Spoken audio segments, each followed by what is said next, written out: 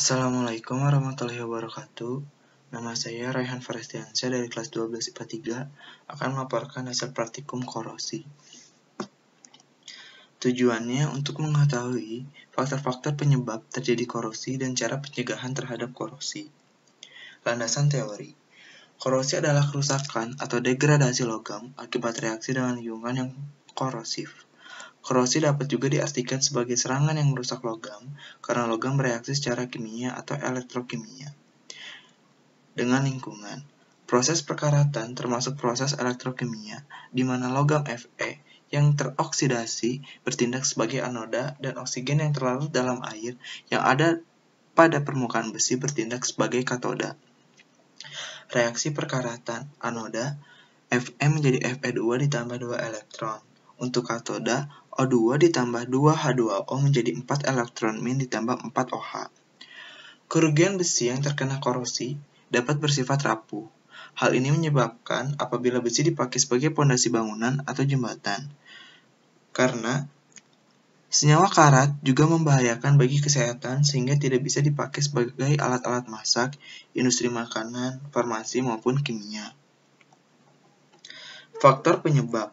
Yang pertama, ada air dan kelembaban udara.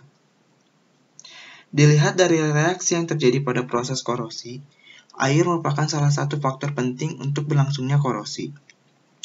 Udara yang lembab banyak mengandung uap air, maka akan mempercepat berlangsungnya proses korosi. Yang kedua, elektrolit. Elektrolit, asam atau garam, merupakan media yang baik untuk terjadinya transfer muatan. Hal ini mengakibatkan elektron lebih mudah untuk diikat oleh oksigen di udara.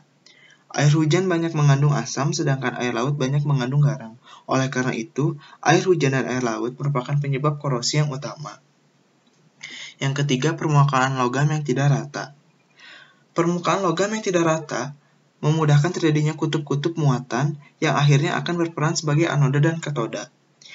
Permukaan logam yang licin dan bersih akan menyebabkan korosi sulit terjadi, sebab kutub-kutub yang akan bertindak sebagai anoda dan katoda sulit terbentuk.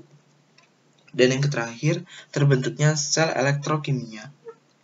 Jika dua logam yang berbeda potensial bersinggungan pada lingkungan berair atau lembab, dapat terbentuk sel elektrokimia secara langsung. Logam yang potensialnya lebih rendah akan segera melepaskan elektron ketika bersentuhan dengan logam yang potensialnya lebih tinggi, serta akan mengalami oksidasi oleh oksigen dari udara.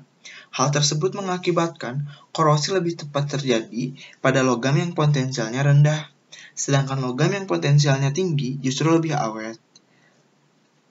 Selanjutnya ada cara pencegahan. Yang pertama dengan mengontrol atmosfer. Agar tidak lembab dan banyak oksigen, caranya dengan membuat lingkungan udara bebas dari oksigen dengan mengalirkan gas CO2. Yang kedua, mencegah logam bersinggungan dengan oksigen di udara dan juga di air. Pencegahannya dilakukan dengan cara berikut. Yang pertama, mengecatnya, memberi oli atau minyak, memberi lapisan plastik, galvanisasi, elektroplanting, pelapisan krom, pelapisan timah, serta ceradizing. Dan yang ketiga, dengan cara perlindungan katodik. Perlindungan katodik dilakukan dengan cara menghubungkan logam yang akan dilindungi dengan logam lain yang mempunyai potensial elektroda yang sangat rendah, biasanya pada magnesium.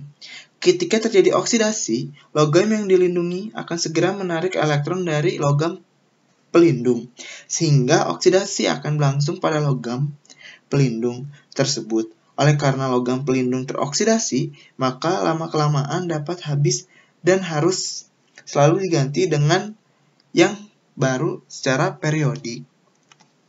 Di sini ada alat dan bahan untuk melakukan prakteknya.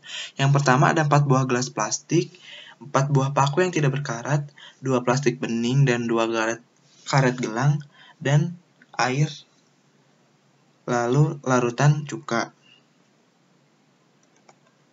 Langkah kerja. Yang pertama, menyusun rangkaian percobaan dengan menyusun gelas plastik seperti berikut. Yang pertama, 2 buah gelas plastik terbuka, masing-masing berisi gelas ke-1 air dan paku. Yang kedua, gelas terisi cuka dan paku. Yang kedua, 2 buah gelas plastik tertutup masing-masing berisi yang pertama air dan paku, yang gelas kedua cuka dan paku. Langkah selanjutnya mengamati keadaan paku setiap hari selama 7 hari, mencatat setiap perubahannya yang terjadi.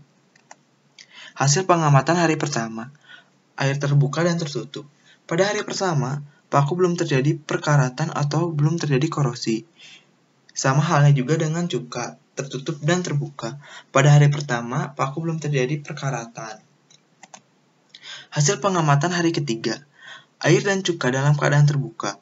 Dalam air, paku belum mulai berkarat, namun keadaan air terlihat sedikit keruh. Dalam cuka, paku sudah menampakkan beberapa titik karat dan warna cuka mulai kekuningan.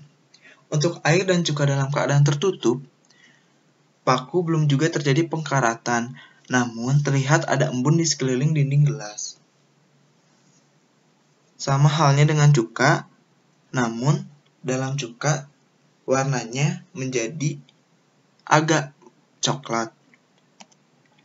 Hasil pengamatan hari ketujuh, air dan cuka dalam keadaan terbuka. Dalam air, tampak paku agak sedikit berkarat dan air menjadi kusam. Dalam cuka, tampak paku menjadi warna hitam dan warna cuka menjadi coklat. Untuk air dan cuka dalam keadaan tertutup.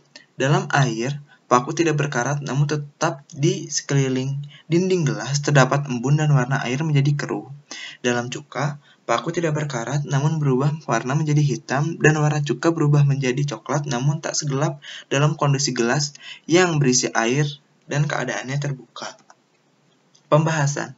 Dalam hasil pengamatan yang telah dilakukan, paku yang mengalami pengkaratan terdapat pada paku yang berada di dalam air dan di dalam cuka dengan keadaan gelas terbuka. Mengapa demikian? Karena korosi dapat terjadi sangat cepat dikarenakan banyaknya kandungan oksigen, sehingga di mana gelas yang tertutup tidak menyebabkan paku berkarat, namun mengalami perubahan warnanya saja baik dalam air maupun cuka. Kesimpulan. Dapat disimpulkan, korosi ialah peristiwa kerusakan benda-benda logam akibat dari pengaruh lingkungan. Korosi terjadi akibat adanya interaksi logam dengan lingkungan yang bersifat korosif. Oksigen juga merupakan peran penting dalam proses korosi karena oksigen mengalami reduksi pada besi yang bertindak sebagai katoda. Dengan demikian, semakin banyak oksigen berada di sekeliling besi atau logam, maka akan semakin cepat korosi berlangsung. Cara pencegahan korosi diantaranya dengan melakukan pengecatan, planting maupun dengan pelumuran menggunakan oli. Sekian laporan korosi yang bisa saya sampaikan. Mohon maaf apabila ada kekurangan. Wassalamualaikum warahmatullahi wabarakatuh.